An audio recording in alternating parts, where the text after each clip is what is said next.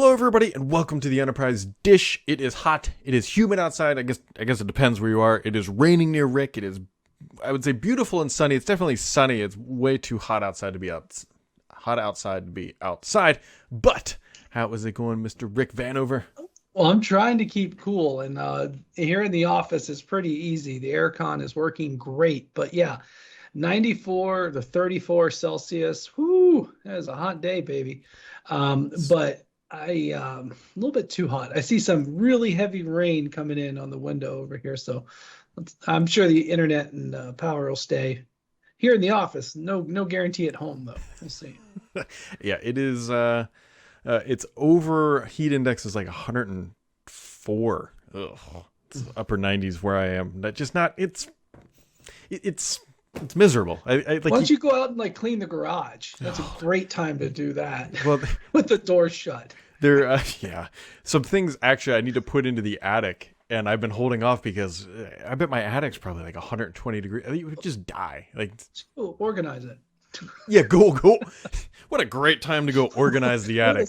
With all, there's the insulation, so you better wear a sweatshirt. Yeah, don't. If you want to lose some water weight, now's the day. Yeah, no kidding. It's spicy. It is spicy, and there is, Rick, as we very briefly talked, a lot going on right now. It's the end of June. Microsoft is shoving out all their announcements. They have officially announced for our developer friends listening, Visual Studio 2022, which will more than likely ship later this year, but the first preview is out, and Microsoft loves to predate things before they ship them, but you can go grab that bit if you want to go download it. Yeah, I saw that, and the one bit that I saw is that it's 64-bit. Okay, so that's kind of a unique element, right? Yep. But it does kind of say, you got to. I think that's kind of an interesting time, right, when it comes to this. And I'm not a developer, right? But when I read like some of the news from Microsoft, it's like that's like the very first bullet point, right? So something to keep in mind. But yeah, I think the app developers, I think the one thing I look here at this is I always try to say how integrated is it with Azure, right? And Yeah. it doesn't pivot too hard to being like, oh, you can only do all these great things in Azure, which is one of my big fears, honestly, for some of the development cycles that go in. So I thought it was kind of a natural milestone, natural progression. The developers I'm hanging around with nowadays, they jump around Kubernetes world. So it's a different skill set, right? So to be watched, but there's still so many apps built on Visual Studio out in the world that updating them, businesses, it's a common currency in the data center for sure. Also, things pretty closely tied to Azure, as you nice little segue here.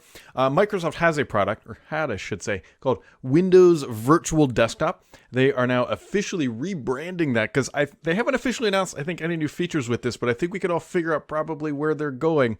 They're now calling it Azure Virtual Desktops, which to me makes me think that they might offer Linux desktops through this experience here. Got it all wrong. It's about the new logo, Brad. It's the new logo. About the logo. Yes. No. I'll play another angle here.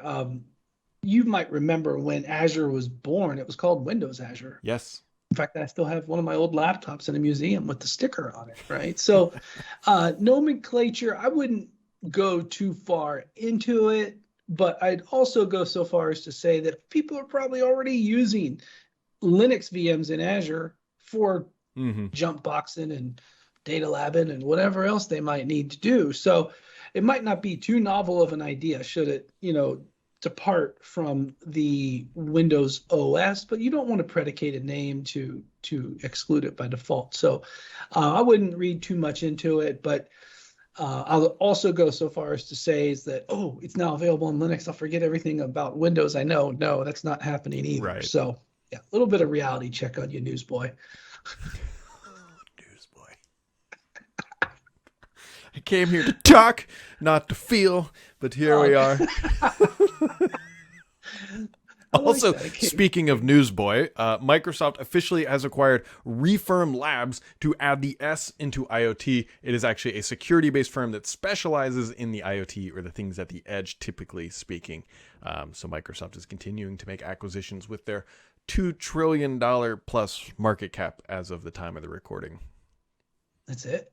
That's it. But anyways, no, that's a good investment Yeah. because the security angle, no matter what you're doing, there's no such thing as too much security. That's what I tell my team. There's no such thing as too much cloud.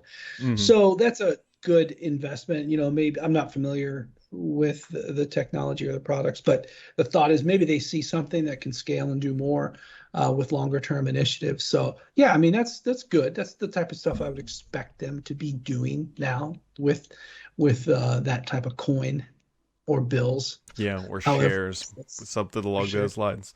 But Or Rick, banks. we do have a very good and timely question that came in from a reader, and I want to get your perspective, and then I will give you, after you say whatever, I'll give you some insight into what we see just on page views on the site.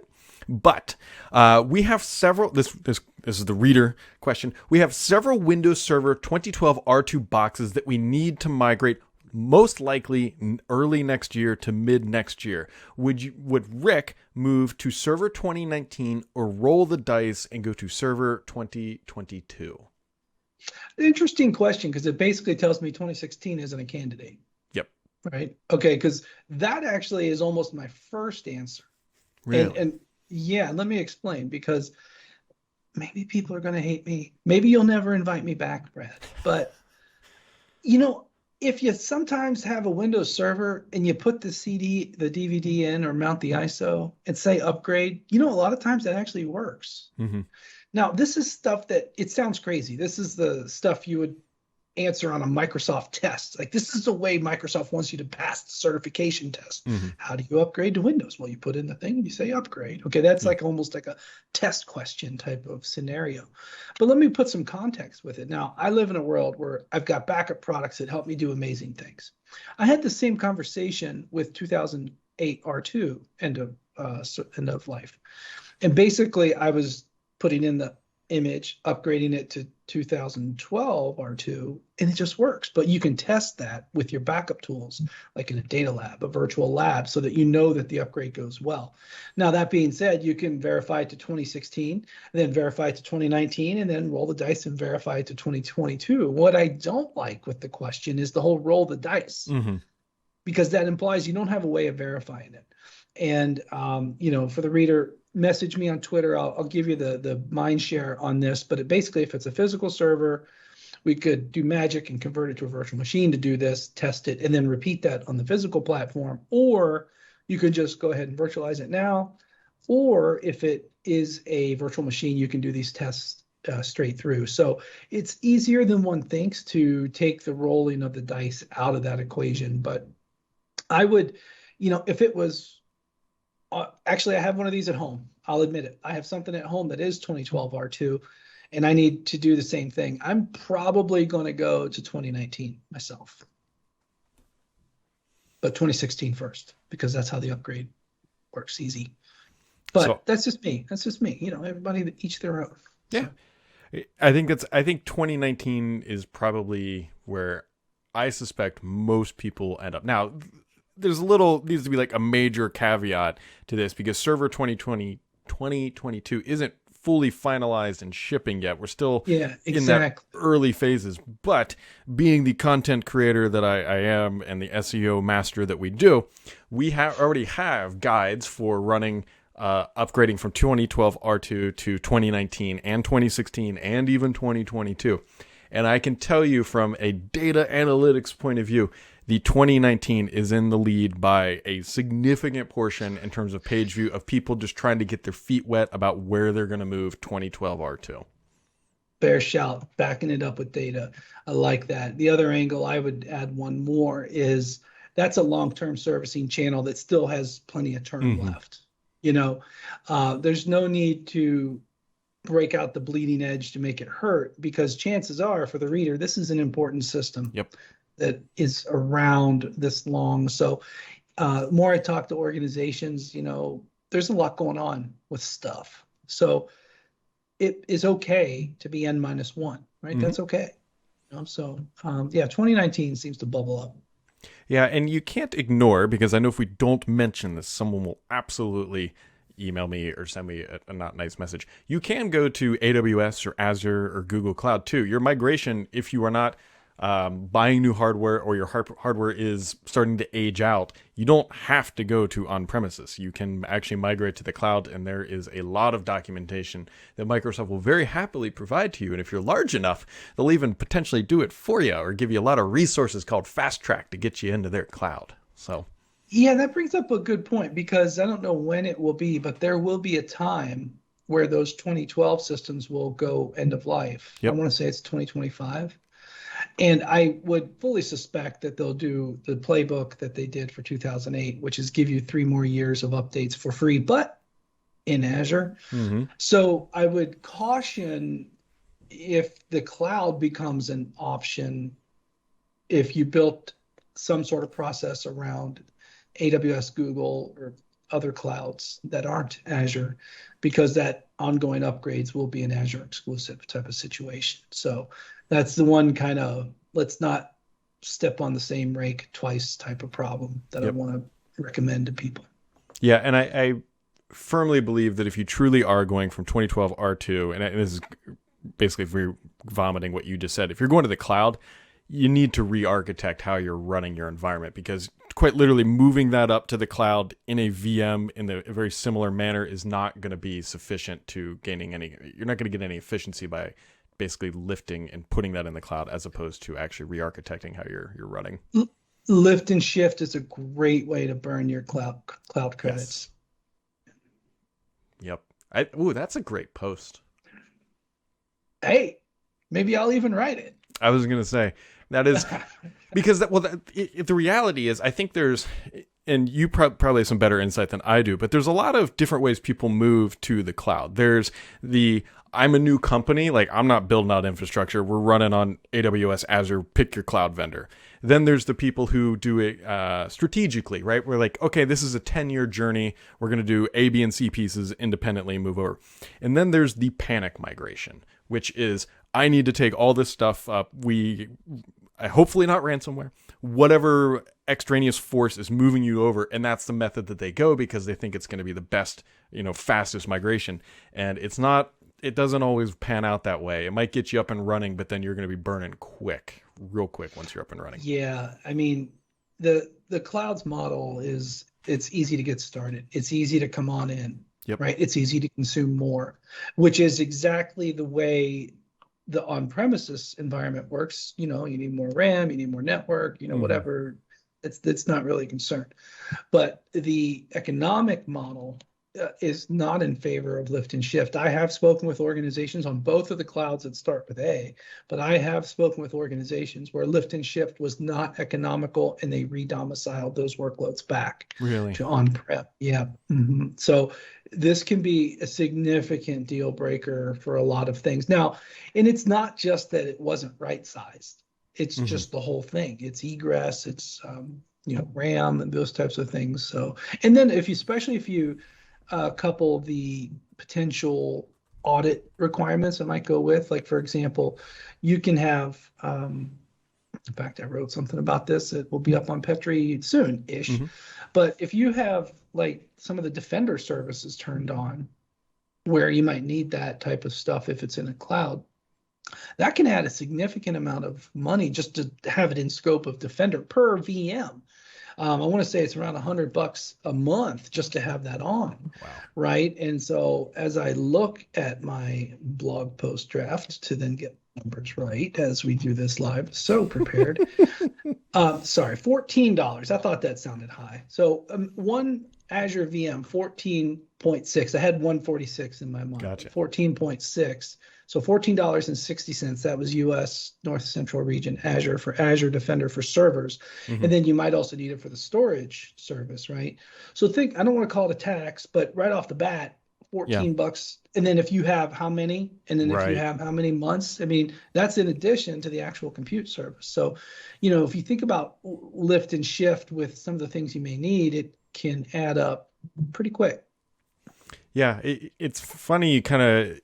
You'll see where I'm headed with this. I just sat through, not sat through, but participated and hung out. HPE just had their event last week. Yes, Yeah, last week. Discover last week. Yeah, they had Discover last week, and I sat through and I listened to a bunch of it. And obviously, they are all in on hybrid. Like, I mean, that's kind of like their wheelhouse, right? They've got their on-premises stuff, but they are also introducing some new with like elasticity locally, which I'm still digging into, called Silicon on Demand, where you will be able to unlock certain features at the chip level on demand without paying for it for your initial upfront cost. And it's quite literally called Silicon on Demand, which is going to be an interesting dynamic for people who are looking to potentially buy more hardware. Isn't that like your car, electronic car? You get the big battery, little battery, but it's just a license to unlock the big That's one. exactly what it is, but you pay less Okay. up front. So depending on, To be fair, more software controls on the hardware for to match the model in the preferred consumption. I'm all for that, yep, actually, because think of the agility, think of the problem it solves, where there are reasons to keep stuff on-prem. There are reasons to yep, have full control over this data. But the allocation to, oh, I need to double my CPU or RAM or hmm, resource or whatever, supply chains are kind of a concern now. So, hey, maybe HPE is onto something. yeah. The other like sort of business part of my brain kicks on too, and it's like I wonder if HPE actually sees any cost savings as well if they standardize on a particular set of chips, knowing that hey, we're buying, making up numbers here, 1 million of these chips, and then we're going to skew them out separately. Beyond that, do they see any benefit from their side by having effectively fewer SKUs on the physical side, but potentially more on the software side too? Yeah, that's actually an interesting angle. They could potentially. So I don't know if you know this, Brad, but 20 years ago, I lived and did a lot of stuff in the supply chain space. I did not. And I would make some decisions about technology I would place somewhere based on service levels. And there Hmm. was a brand, and a lot of times it was HPE or Dell or IBM, when I would decide what we would do. But there were scenarios where in this location, all over the world, I needed 4-hour parts, Yeah. period. Because the stuff I was doing was very significant, very important for that company. Everything from the mail to airport baggage to Hmm. online ordering, right? But like that, the parts depot was the hardest thing for us to manage, believe it or not. So HPE may be onto something. Standardization absolutely would be very appealing, and technology as a service, silicon as a service. I like it. That could be actually next level revolutionary. Maybe Yeah. just have it. It's one of those things, and again, I don't know enough about it because it's quite literally less than a week old. On paper, it sounds pretty interesting, but we got to wait and see how the practicality of it plays out. I'd love to actually talk to customers who are going to potentially explore this model and see, why are you going this way? What potential savings do you think you're going to see? What's the appeal from the customer side? And I would love to know that narrative and then actually monitor it throughout at least a little bit of the life cycle to see if the paper promises play out in practicality. Yeah, I agree with that. I mean, HPE has a very interesting and very well defined business model of Yep. partners, right? So if they have something, and this is the business of this business of sorts, they will enable their partners to say, hey, this is how you can, make money honestly on this and Hmm. solve customer problems. And if you can get all three of those lined up, you have a great recipe. And HPE is a great partner of Beams. They've I actually give it pretty high likelihood of success based on what I'm hearing. Yeah. Of course, I missed HPE Discover last week. I'm so burnt on virtual events. I love HPE, Calvin Zito, my man, Yep. but no, I didn't get to watch it. I feel guilty now. Well, that was part of the problem too. Is much like you're experiencing. I was in and out of some sessions. People are like, did you catch the thing in the morning? And it's like, this is the problem with virtual conferences at this scale. It's that when let's say it's in Vegas, because that's where they usually hold it. Like when you're there, you're there. Like the distraction of a Teams message is significantly less when you're sitting in the audience versus when you're sitting at your computer and you're like, well, I could do this and I know I'll be there later. And so I did miss some of it, but yeah, that was I last have the week. same I have the same problem here. My office is open. It's safe, legal, and smart for that here. And go back a year or two ago.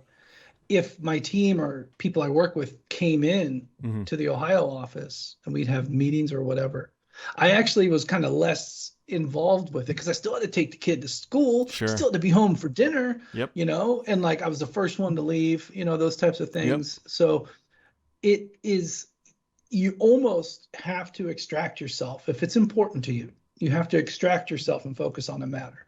But there are a lot of things pulling at people like that. So I just got off the call last week. We had our first call for my first Hmm. large industry event, HIMSS, the healthcare event, Oh is a yeah. go for Las Vegas. And I'm looking forward to that. It's going to be different. I'm Hmm. looking forward to that. But that is a vertical that I think I want to give it my attention, right? And I'll give a little free shout. If anybody's going to be at HIMSS, one of the things I'm going to be doing is offering free private ransomware consultations. Hmm. So if anybody talks about their ransomware resiliency, we can book a meeting with Veeam and I can talk privately on it. Because sometimes you don't want to bring it up on a webinar. Hey, I Yeah. got this. So I'm going to try something new. But anyways, long and the short, it's one of those things. Yeah, I will be able to catch the morning thing because I'm going to be involved and like Yep. encompassed and engulfed in it. So I get it. I get it. I'm looking for. Did you do some recent travel? I did. I Yeah. had a partner of Veeam's have a Hmm. trip. It was into Wisconsin, and I mean, I'll be transparent to the audience here, right? I've been fully vaccinated, so I felt comfortable Yep. with it. And with our travel policies here at Veeam, that's one element. You have to be comfortable with it. We don't want Hmm. anyone to be forced into something they're not comfortable doing. It was different, just getting there, but once it was like underway, it felt very much the same, Yeah. very normal. So it felt great to get back at it. We see a couple of things. Corinne on my team, she had an Office or Microsoft 365 focused event in Orlando, the first part of Hmm. June. There's another one, a SharePoint focused event in July that Veeam will be at. So we're seeing things start back up, and it's honestly, Brad, it's very refreshing, very refreshing. Yep. I am looking forward to the first.